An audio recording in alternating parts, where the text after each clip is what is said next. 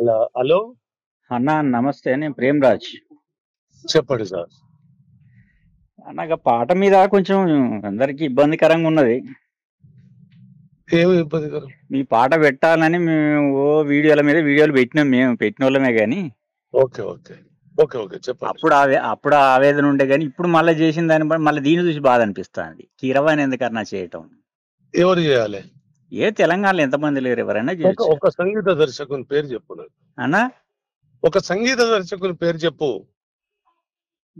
ఒక్క సంగీత దర్శకుడు ఏందన్నా? ఇవి ఎంతమంది లేరన్నా? నేను 10 మందిని చూపిస్తాను. నేను అడుగుతున్నా కదా, ఒక్క సంగీత దర్శకుని, కీరవాణిని తలదన్నే సంగీత దర్శకుని ఒక పేరు చెప్పు నాకు. అవి టెక్నికాలిటీస్ అన్నవి.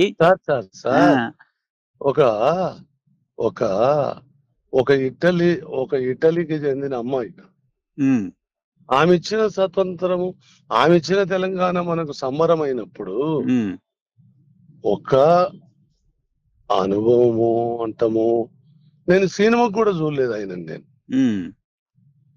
సినిమా మన దగ్గర చేస్తాము. ఇప్పుడు క్యాసెట్లు చేసే వాళ్ళు 100,000 మంది ఉన్నారు. ఆ పాటలు కూడా క్యాసెట్లు కదన్నా, సినిమాకి చేశాడు. రవి కళ్యాణ్ ఆ సినిమా బ్రహ్మాండంగా చేశాడు. అర్జున్ ఉన్నాడు, రవి కళ్యాణ్ ఉన్నాడు. అట్టగా తండ్రి, నీ సినిమాకు పెట్టిన నా సినిమాకు పెట్టుకోలేను కదా. నీ సినిమా కాదన్నా, అది నీ సినిమా అయితే మేము అసలు పట్టించుకోవన్నా. నువ్వు సినిమా తీసి కీరవాణ్ణి పెట్టుకో, రహమాన్ని పెట్టుకో, అని పట్టుకో. తెలంగాణ ఆత్మగౌరవం కాదన్నా, మాకు సంబంధం లేదా? నేను నాకు చెప్పిన దానికి నీకు జవాబు ఇవ్వలేను. ఒక సోనియా గాంధీ భారతదేశ స్త్రీ కాదు. ఆమె బతుకు లైవ్నే పోగొట్టుకున్న తెలంగాణ రాష్ట్రం. అయినా మనం దాని సంబరాలు పడుతున్నాము. ఆ పాట మా ఆత్మగౌరవం. దాన్ని ఎవడో వచ్చి ఏదో చేస్తే మేము చూడలేము. ఆత్మగౌరవానికి నువ్వు తినే పిడికడు మెతుకులు ఉంటాయి కదా, అది ఏ ప్రాంతం పండించునోడు ఇప్పటికి ఎవడు చెప్పాడు. ఎన్ని చేతుల కష్టమో అని ఎవడు చెప్పాడు. దానికి దీనికి ఏం సంబంధం అన్న? అట్లాంటప్పుడు తెలంగాణని తెచ్చుకోవాలి. ఖచ్చితంగా సంబంధం ఉంటుంది. అట్లాంటప్పుడు తెలంగాణని తెచ్చుకోవాలన్నా. ఎందుకు తెలంగాణ గురించి నువ్వు మాట్లాడినావు చెప్పి. అట్లయితే అట్లా అనుకుందాం. మరి సోనియా ఇచ్చిన తెలంగాణను అది ఇట్టలిది మాకెందుకని వదిలేస్తారా? మరి తెలంగాణ కాదన్నా, ఢిల్లీలో ఎవరున్నా చేయాలి. అది టెక్నికాలిటీ. నువ్వు ఆత్మగౌరవం వేరు, టెక్నికాలిటీ వేరన్నా. ఇది కూడా టెక్నికాలిటీ వేరు, ఆత్మగౌరవం వేరన్నా. టెక్నికల్ గా రాసుకున్న కవికి ఒక ఆలోచన ఉంటది. అంటే మాకు ఆస్కార్ గ్రహీతలు కావాలనే? ఆస్కారం నాకెందుకయ్యా?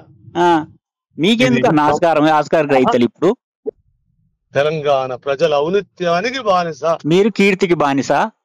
కీర్తి వద్దులే, నీకెందుకు? మరి ఏందన్నా, మా కోపం వస్తుంది ఇట్లా చేస్తే. నీకు శాతనైతే ఆ కీర్తిని తగ్గించేందుకు ప్రయత్నం చేయి. కాదు, మీ కీర్తిని ఎవరి కీర్తిని ఎవరు లగ్గారన్నా? నీకు శాతనైతే ఆ కీర్తి తల నడికేందుకు ప్రయత్నం చేయి. మీ కీర్తి మీద ఎవరికి అసూయ లేదు. మరి నీకెందుకు కీర్తి కావాలని మన చెప్తాను. మరి కండుతి నీకుంటది, కీర్తి మీకు ఇది అవసరమా అన్నా?